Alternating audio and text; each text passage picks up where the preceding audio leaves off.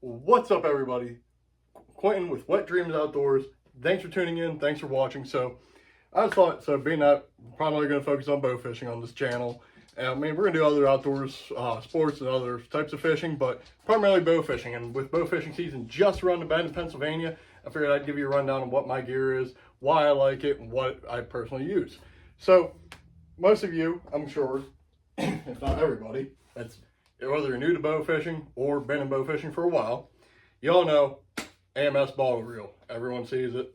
It's reliable. This is a little dirty, but it's reliable. It's everyone's, pretty much, as far as I know, about everyone's first go-to reel.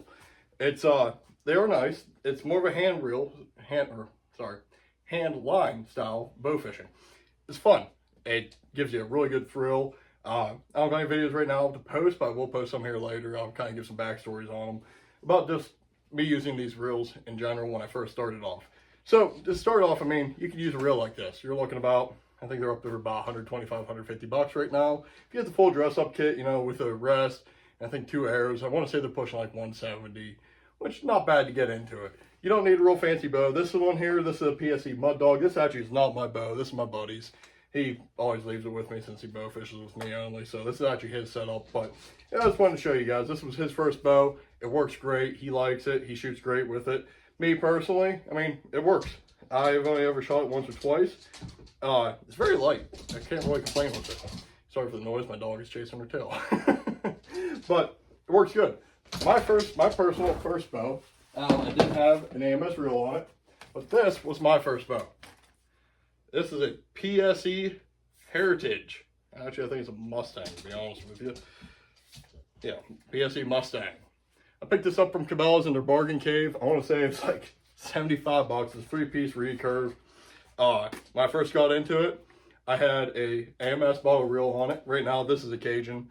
I'll explain the differences between the Cajun and the AMS here in a minute. But this bow worked and served me great for years. I used this bow for, I bet you, 3 years. I use it on kayaks. I use it from the shore. I use it for everything. I cannot really complain. Once I got into bow fishing more, and I did get into like wheel bows and stuff like that, you definitely notice the benefit of having a wheel bow over a recurve. Recurves are great until you're shooting down to about 3 foot. This is 50-pound draw. It might even be 55, honestly. Yeah, 55. Works right down about 3 foot. If you're shooting more steep angles, it's great. If you're shooting longer, more vertical angles, like shooting through more water, your plane is a little bit more through water. Not quite ideal. Doesn't have quite the ass behind it to really send that arrow hard. But again, starter bow. I think I got this bow out of Cabela's Bargain Cave, 75 bucks. I had another $50 in a bowstring. So I was looking $125 for an entry-level bow.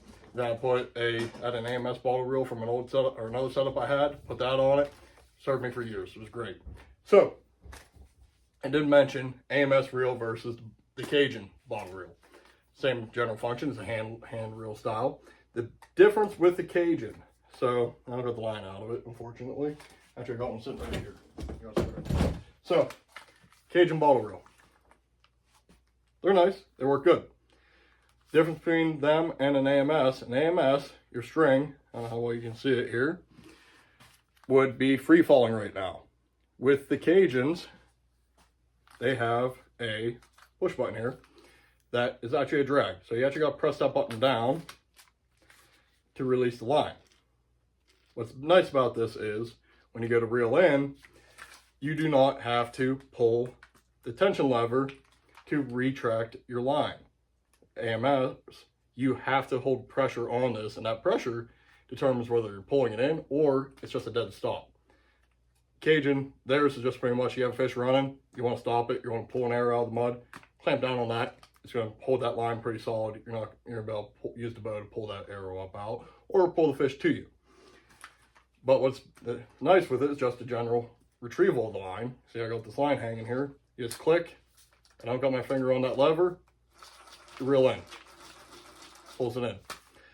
Downside with bottle reels, that's just my personal opinion, why I started venturing away from them. When your line's wet, you're shooting a lot, you got dirt on it, whatever.